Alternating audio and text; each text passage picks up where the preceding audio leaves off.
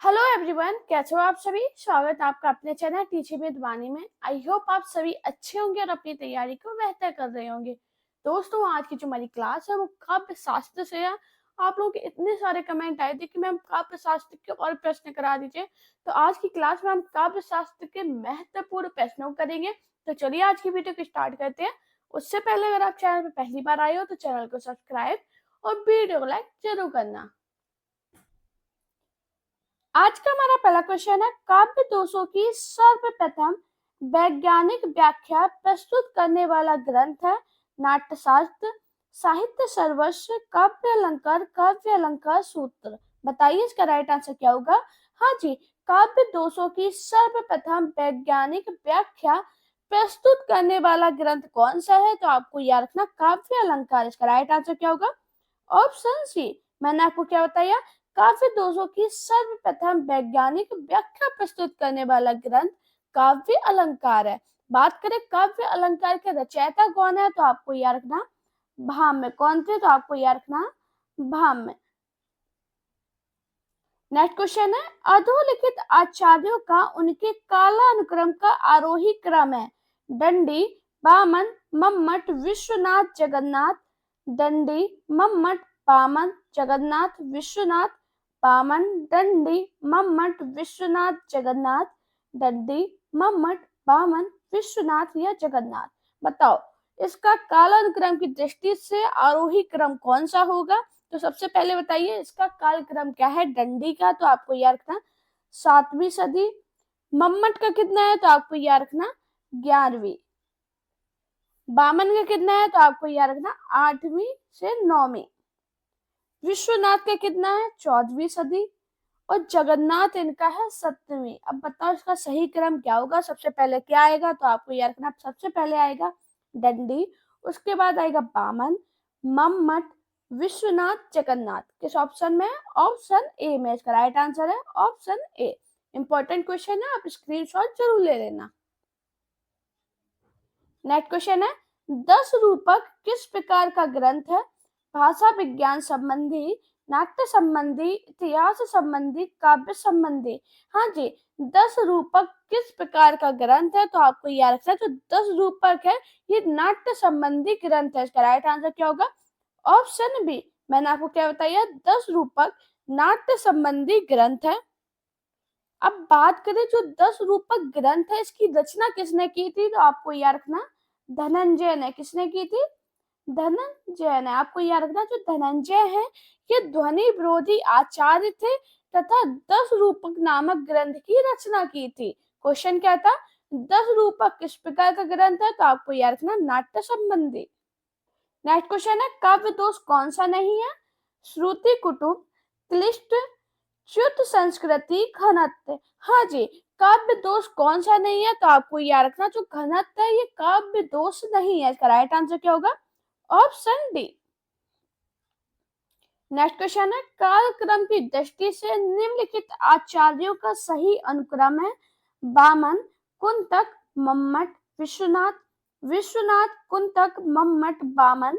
कुंतक, विश्वनाथ, बामन, मम्मट। मम्मट, बामन, कुंतक, विश्वनाथ। हाँ जी, बताइए इसका राइट आंसर क्या होगा। दोस्तों अब क्वेश्चन ऐसे बहुत बनने लगे हैं तो आपको सभी के कालक्रम सन याद रखने ही पड़ेंगे। अब बताओ मम्मट का कालक्रम कितना है, तो आपको याद रखना 11वीं सदी। बामन का कितना है, तो आपको याद रखना 8वीं। और कुंता के इनका कितना है 10वीं। और विश्वनाथ का कितना है 14वीं। तो अब बताओ इसका राइट आंसर क्या होगा। सबसे पहले क्या आएगा, बामन, कुंतक, मम्मट और विश्वनाथ। इसका किसमें है, ऑप्शन ए में। राइट आंसर क्या होगा, ऑप्शन ए। नेक्स्ट क्वेश्चन है, काव्य हेतु कितने प्रकार के हैं। 5, 8, 3, 2। हाँ जी, काव्य हेतु कितने प्रकार के हैं, तो आपको याद रखना जो काव्य हेतु है ये 3 प्रकार के होती हैं। इसका राइट आंसर क्या होगा, ऑप्शन सी।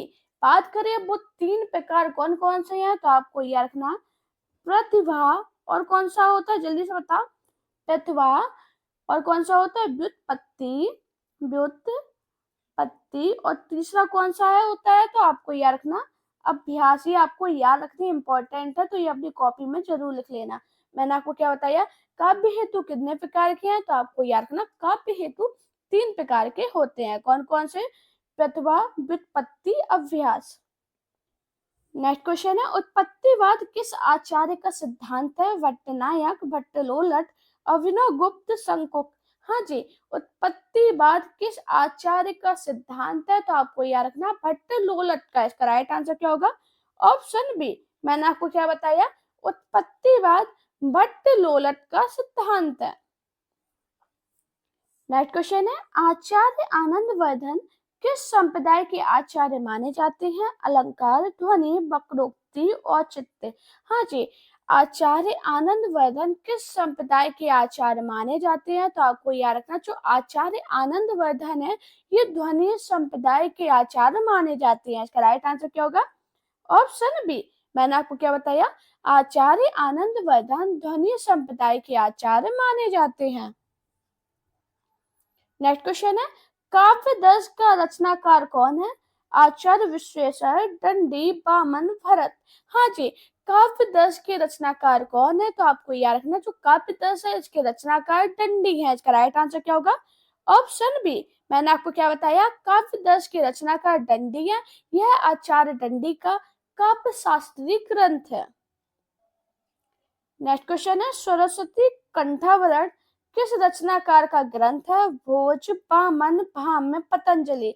हाँ जी, सरस्वती कंठाभरण किस रचनाकार का ग्रंथ है? तो आपको याद रखना ये भोज का ग्रंथ है। इसका राइट आंसर क्या होगा? Option A. नेक्स्ट क्वेश्चन है, निम्नलिखित विकल्पों में से स्थायी भाव तथा उनके आधार पर कल्पित रसों के नाम दिए गए हैं। इनमें से गलत विकल्प कौन सा है, पहचानिए। शोक, करुण रस, रति, श्रृंगार रस, उत्साह, वीर रस, अमरस, भयानक रस। बताओ इसका राइट आंसर क्या होगा? हाँ जी बताइए। तो आप सभी को पता है, शोक, करुण रस ये तो सही है, रति, श्रृंगार रस ये भी सही है, उत्साह, वीर रस ये भी सही है, लेकिन जो अमरस है ये भयानक रस, यही गलत है। तो इसका राइट आंसर क्या होगा? Option D. आपको याद रखना, इधर अमरस ना होकर भय होगा। क्या होगा? भय। नेक्स्ट क्वेश्चन है, निम्नलिखित में से कौन सा रस का अवयव नहीं है? व्यभिचारी भाव, स्थायी भाव, विभाव, अलंकार। हाँ जी, कौन सा रस का अवयव नहीं है? तो आपको याद रखना, जो अलंकार है ये रस का अवयव नहीं है। इसका राइट आंसर क्या होगा? Option D. नेक्स्ट क्वेश्चन है, निम्नलिखित में से किसे संचारी भाव कहते हैं? विभाव, अनुभाव, व्यभिचारी भाव, स्थायी भाव। हाँ जी, किसे संचारी भाव कहते हैं? तो आपको याद रखना, जो व्यभिचारी भाव है इसे संचारी भाव भी कहा जाता है। इसका राइट आंसर क्या होगा? Option C. मैंने आपको क्या बताया, किसे संचारी भाव कहते हैं? व्यभिचारी भाव को। नेक्स्ट क्वेश्चन है, निम्न में से कौन सा सात्विक अनुभाव नहीं है? रोमांच, विषाद, कंप, प्रलय। हाँ जी, कौन सा सात्विक अनुभाव नहीं है? तो आपको याद रखना, जो विषाद है ये सात्विक अनुभाव नहीं है। इसका राइट आंसर क्या होगा? Option B. जबकि बात करें रोमांच, कंप और प्रलय, ये सात्विक अनुभाव है। नेक्स्ट क्वेश्चन है, भरत मुनि ने रसों की संख्या कितनी मानी है? 5, 10, 8, 12।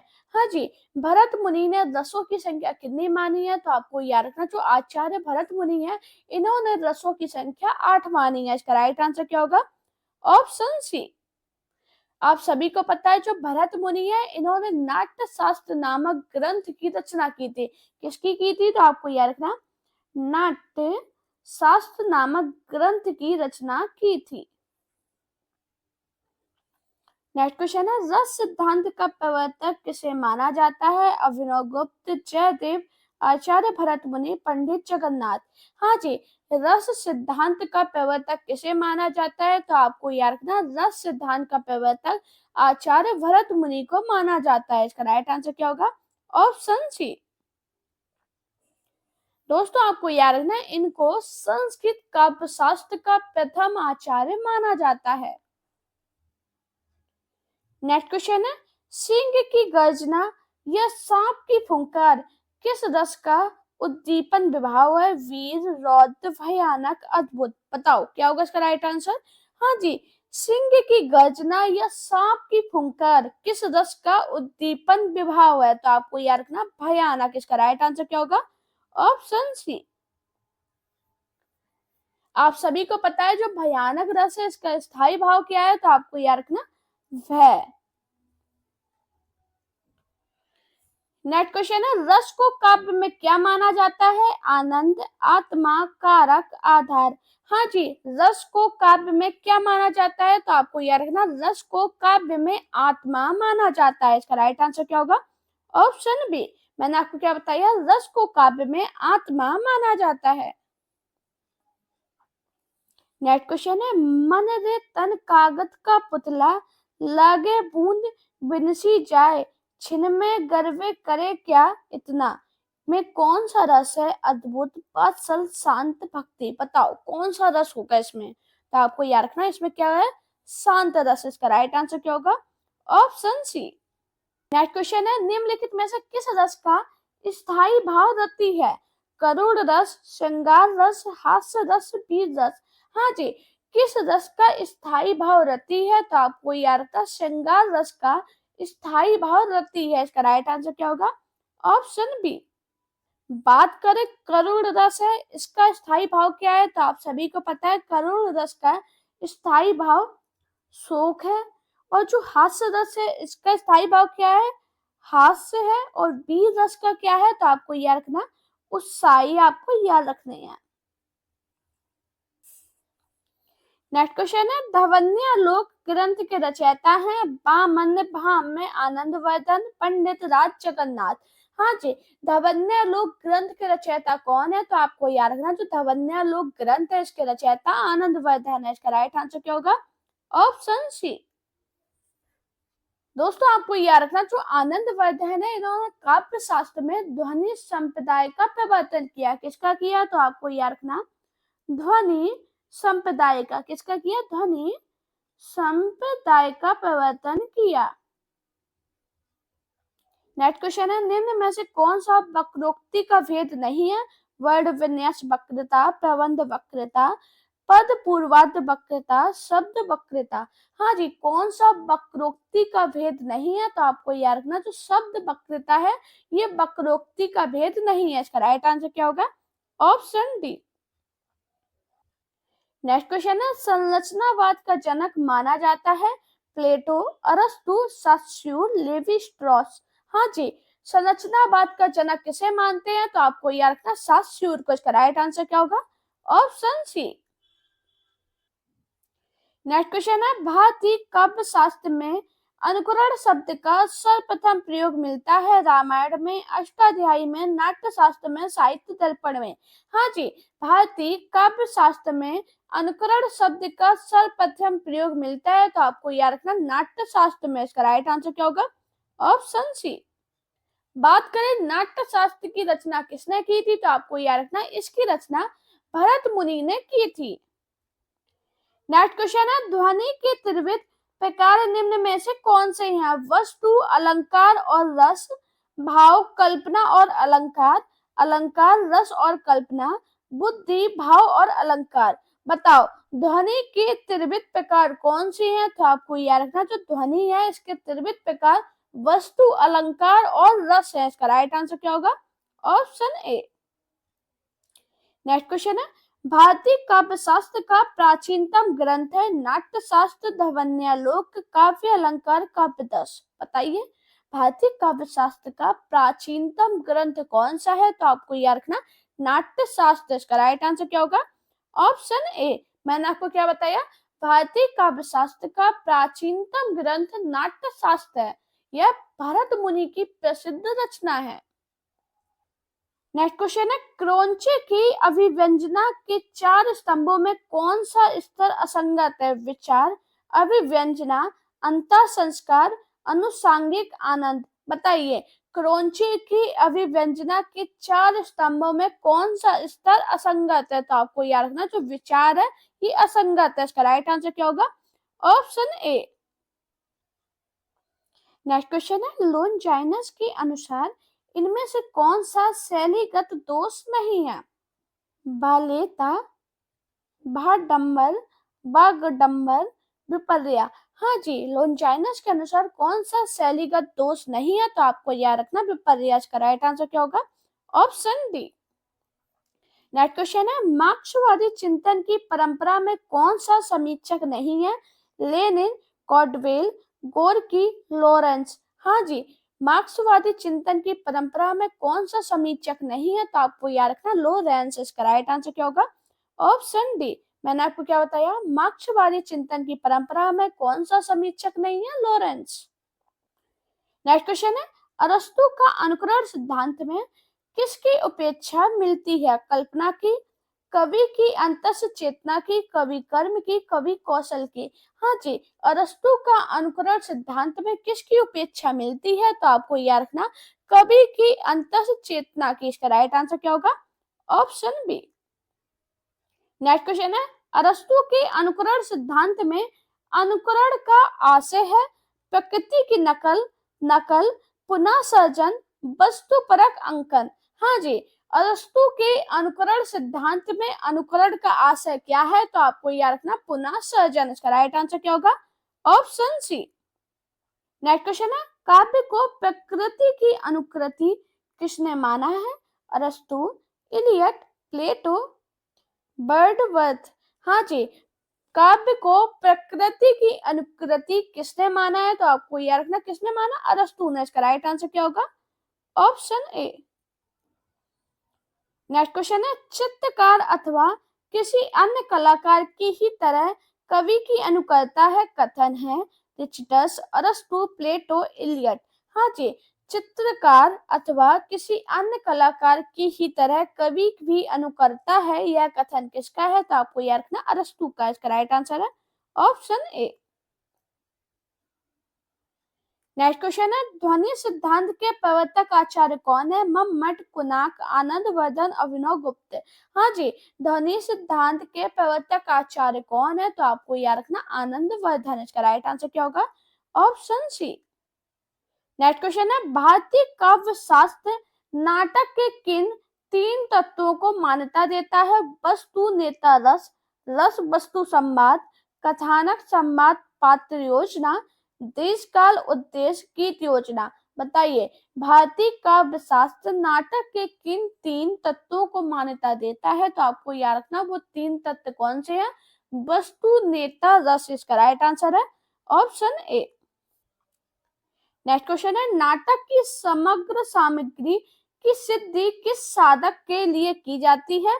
प्रयत्न, नियताप्ति, फलागम, कार्य। बताइए, नाटक की समग्र सामग्री की सिद्धि किस साधक के लिए की जाती है? तो आपको याद रखना कार्य के लिए। इसका राइट आंसर है ऑप्शन डी। नेक्स्ट क्वेश्चन है, देरिदा लेखन को किसका स्रोत मानते हैं? दर्शन का, ज्ञान का, भावों का, तमाम सांस्कृतिक कर्म का। हाँ जी, देरिदा लेखन को किसका स्रोत मानते हैं? तो आपको याद रखना तमाम सांस्कृतिक कर्म का। इसका राइट आंसर है ऑप्शन डी। मैंने आपको क्या बताया? देरिदा लेखन को तमाम सांस्कृतिक कर्म का स्रोत मानते हैं। नेक्स्ट क्वेश्चन है, निम्न में से कौन सा उत्तर आधुनिकवादी चिंतक नहीं है? F R Leavis, Baudrillard, Francois Lyotard, Fredric Jameson. हाँ जी, कौन सा उत्तर आधुनिकवादी चिंतक नहीं है? तो आपको याद रखना कौन सा नहीं है? F R Lewis. इसका राइट आंसर है ऑप्शन ए। नेक्स्ट क्वेश्चन है, प्रयोजनवती लक्षणा के भेद है गौड़ी, शुद्धा, शाब्दी, आर्थी, शुद्धा, रूढ़ा, गौड़ी, रूढ़ा। हाँ जी, प्रयोजनवती लक्षणा का भेद कौन सा नहीं है? तो आपको याद रखना गौड़ी, शुद्धा। इसका राइट आंसर है ऑप्शन ए। हमारा नेक्स्ट क्वेश्चन है, प्रबंध काव्य में संगठन किसके द्वारा किया जाता है? देश काल, कथोपकथन, चरित्र, कथानक। हाँ जी, प्रबंध काव्य में संगठन किसके द्वारा किया जाता है? तो आपको याद रखना किसके द्वारा कहते हैं? कथानक द्वारा। इसका राइट आंसर क्या होगा? Option D.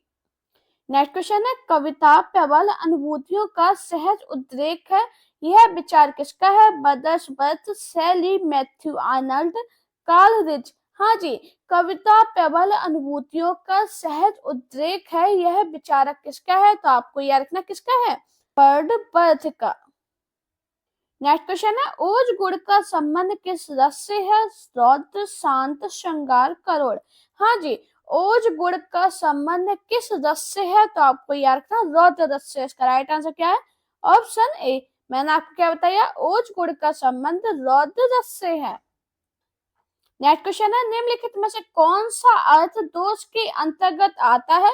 कष्टात्म, अनुप्रयुक्त, न्यून पदत्त, अधिक पदत्त। हाँ जी, कौन सा अर्थ दोष के अंतर्गत आता है? तो आपको याद रखना कष्टात्म। इसका राइट आंसर है ऑप्शन ए। नेक्स्ट क्वेश्चन है मम्मट के काव्य प्रयोजन में कौन सा शामिल नहीं है?